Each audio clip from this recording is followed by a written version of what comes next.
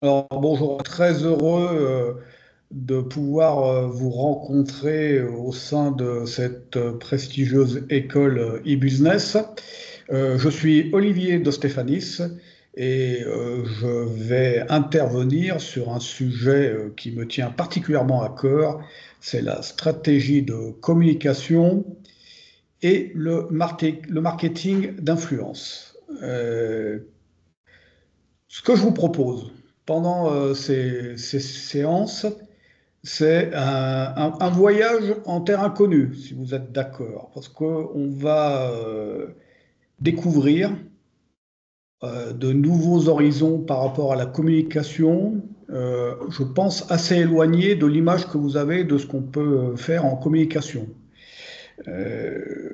On va aborder des thèmes dont certainement vous ne vous doutiez pas, comme la sociologie, comme la psychologie sociale. On va aussi découvrir quelques pans de la neuroscience, parce que c'est très important en termes de communication. Donc vraiment des espaces que enfin, je suis convaincu parce que j'interviens dans ce domaine depuis quelques années auprès d'étudiants et ils sont toujours très surpris qu'on aborde la communication sous cet angle.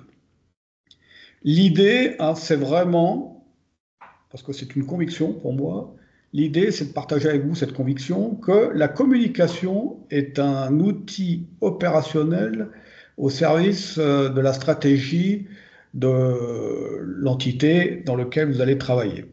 Donc, c'est vraiment dans cet axe où on va travailler. Et on va s'apercevoir que, en fait, c'est quand même un outil assez complexe à manier parce que, justement, on est sur de la matière humaine. C'est pas un plus un en matière humaine, ça fait pas forcément deux.